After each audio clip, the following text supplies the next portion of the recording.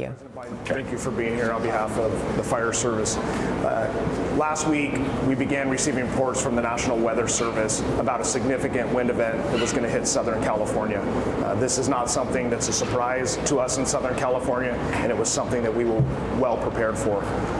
Based on those predictive conditions of wind gusts up to 100 miles an hour east pushing offshore, we began increasing our staffing, local, state, and federal agencies. Hundreds of firefighters began moving on Sunday afternoon from Northern California into Southern California. My local partners began upstaffing their own fire stations, helicopters, fire engines, hand crews, to be prepared for an incident like this that occurred. Those resources were pre-positioned in counties throughout Southern California for an event just like this. And on Tuesday morning, the Palisades fire began. I'd now like to introduce you to Chief Crowley, who can touch on the Palisades fire. Chief. Thank you. Thank you so much, Mr. President. I'm here just to provide you a brief on 3 significant fires that have occurred within the city of Los Angeles. With that, I'm going to be focusing on the Palisades fire. That fire broke out yesterday morning around 10:30. We did pre-deploy a number of resources. We knew there was a potential for a significant threat to our constituents due to the weather event. High winds. I've never seen the winds in my 25-year career.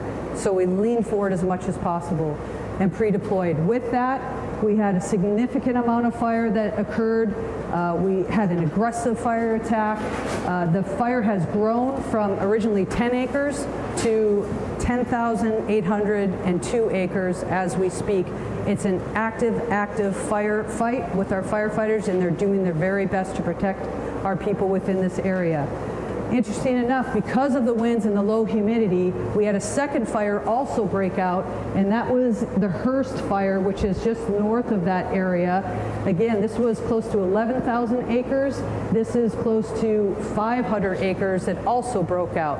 The information that I want to share with you is also the significance of multiple fires in the area within the city, but also the county. That's the second fire that actually came out, and we're actively engaged in that firefight. The third fire then broke out this morning at 4 o'clock in the morning, in which we have an active firefight there as well. We're working with our local jurisdictions, our state, regional, as well as federal. So we're doing everything we can to protect life first and property next. We'll go ahead and then pass this off to Police Chief McDonald. Thank you. Thank you, Chief.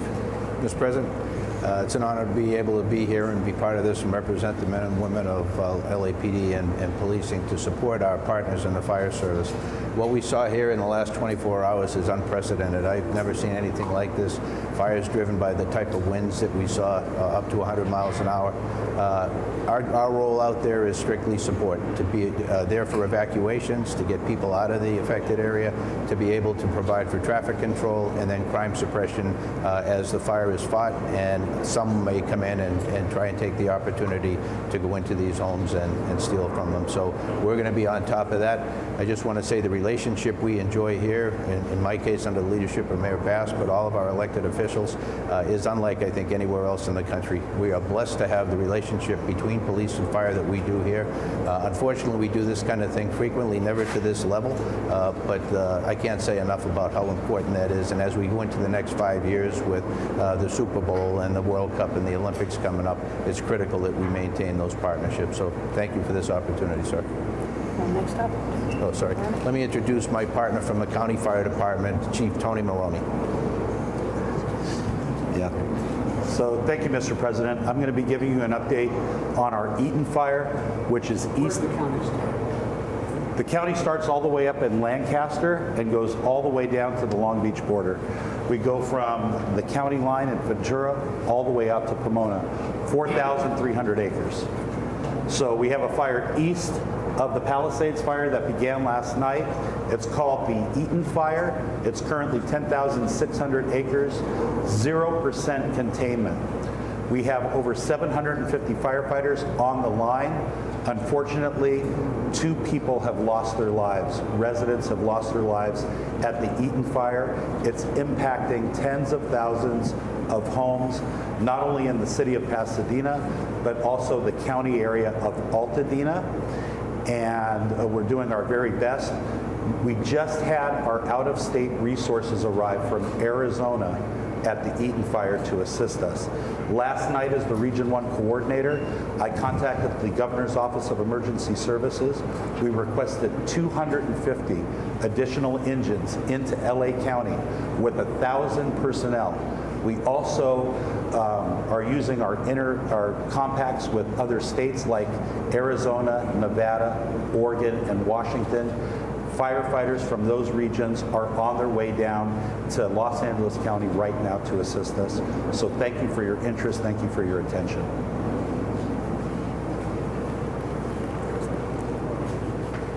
The Governor asked for a declaration.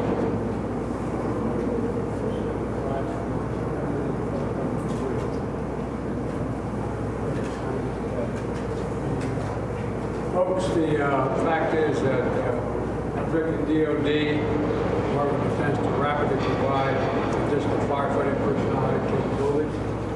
Also, the California National Guard is adding 2 modular air firefighting systems units, and 2 more are being ready for the National Guard, the Nevada National Guard. And 4 more are coming from the Northern Command. And 10 Navy helicopters with water buckets are coming down from San Diego. We're prepared to do anything and everything as long as it takes to take these fires and help reconstruct and make sure that we get back in the home. It's a hell of a long way. It's going to take time. The government's here to stay as long as it needs everything we need. As many of you actually haven't gotten yet. Quite the contrary. Mr. President, just first of all, that major disaster declaration we approved. Next level of appreciation on behalf of all the residents here in Southern California. As the chief said, we have pre-positioned assets this weekend in anticipation of these weather events. The complexity of multiple fires, the likelihood these weather events, this wind event will continue over the course of the next many days. Impacts of over 1,000 structures already that have been destroyed, 100,000+ people that have been evacuated, lives lost, traditions, lifestyles, places torn asunder. This means the world to us, and just publicly, because I think this is important, the President happened to be in the region, in town. It's impossible for me to express the level of appreciation and cooperation we received from the White House in this administration. So on behalf of all of us, Mr. President, thank you for being here, but not just being here today. Thank you for being here since the minute of this incident, when there was a 10-acre fire less than 24 or so hours ago. Deep gratitude. It's astounding what's happening. And only one piece of good news, my son lives out there in the way. They got a notification yesterday that their home is probably burning around. Today, there's a he's still standing, I'm not sure. But the good news is, I'm a great-grandfather as of today. Granddaughter. That's not a baby girl, a baby boy. So I remember this day for a lot of long reasons. Thank you, Russ. Thank you, guys. Thank you.